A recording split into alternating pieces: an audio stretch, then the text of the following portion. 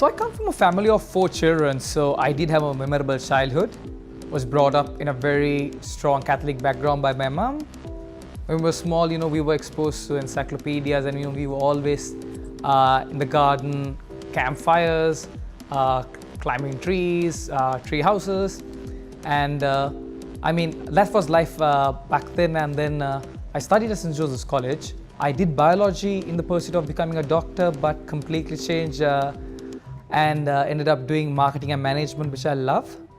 Currently, I'm a global marketer, and I love traveling overseas on wildlife expeditions and also on taking wonders of the world. So like I said, I've studied management in a few leading UK universities, but to date, I said this to many as well, that I found some of the best lessons I relearned some of the best lessons from my wildlife travel.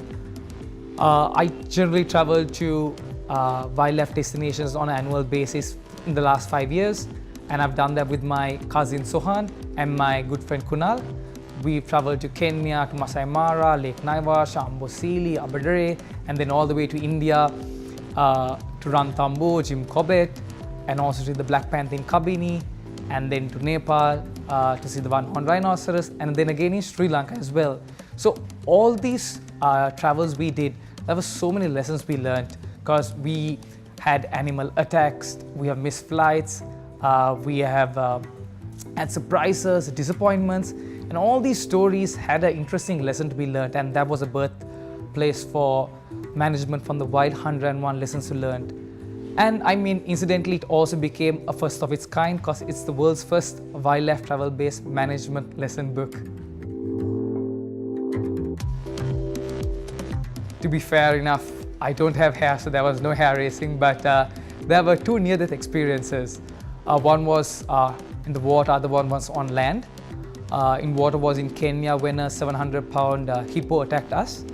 That was at Lake Naivasha, if I'm not mistaken. And then again on land, that was on a walking safari in Nepal. We were attacked by a rhinoceros, a one-horned rhinoceros. So both near-death experiences. Like I said, there was a lot of learning that I had from my travels, and I wanted to part some of those knowledge out there. And also I had 2 objectives as well. I had international objective and a local objective with this book. Internationally, I want this book to be a benchmark where a Sri Lankan published author having a book on wildlife travel and lessons to be learned. And then also while reading it, for anyone to understand that, like Kenya in Africa, Sri Lanka also has good wildlife, and I wanted to put Sri Lanka in par with Africa in that perspective, so they might consider for future travel. Locally, I want people to learn from my travels. I want people to start appreciating travel. I want them to travel. The more they travel, the more they learn. The more they learn, they appreciate biodiversity and the animals, and thus promoting conservation. And that has been my 2 objectives with this book. From 101 to select 3 is tough, but I'll give it a try. First one would be Kenya. So when I traveled to Kenya for the very first time, I assumed it was going to be a hot and a humid country. And I went with shorts, arm cuts, and that's all I had. And as I got to Kenya, I realized that night it was 11 degrees, so it was very cold. So you should never assume things. You should always do your research. That was one. The second lesson would be when I went to India in search of the Black Panther. So as soon as we got to Kabini, we were informed for the last 30 days they had not seen the Black Panther, and the last sighting they had seen the animal with some fatal injuries. So we were not hopeful at that point, because everyone said, it probably died. But since we paid and we came all that way, we didn't want to leave early. The last day when we kind of did the safari until the very last minute, and I think that was the secret for us finding the Black Panther, because on our 11th safari, we were able to spot the Black Panther in the last 15 minutes. So never give up until the very last minute. Finally would be the pandemic, which was in 2020, where we all learned a lot of lessons from the pandemic itself. So one thing I found interesting in that was I found the 3 evil P's. So people fight for possession, companies crowns for profits, and countries fight for power. So these are the three evil P's. And I mean, we all look at it and we hope things will get better. So that's where I came up with a new lesson. You know, you shouldn't hope for change, change for hope.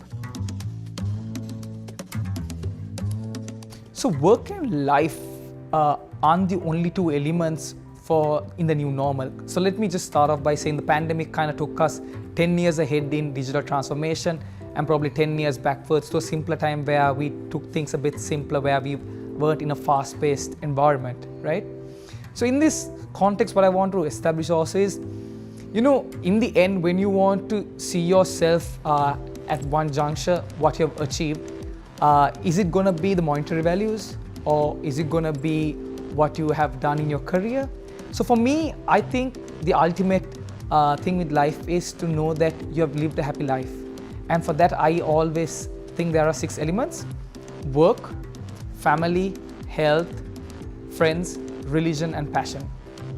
And what good does it do if you have work and life and not have health? Because eventually you're not gonna be able to enjoy your life or your work as well. So I believe all these elements do intertwine, and it needs to be balanced, and that all depends on that person as well, at to what percentage do you give for each of those elements.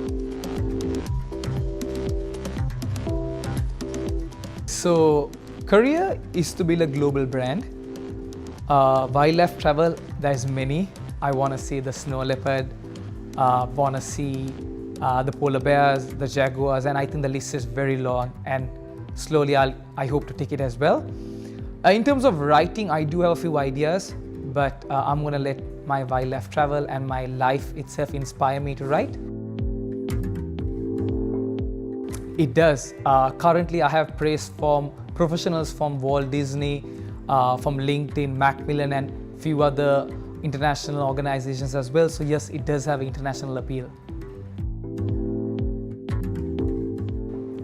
Don't hope for change, change for hope.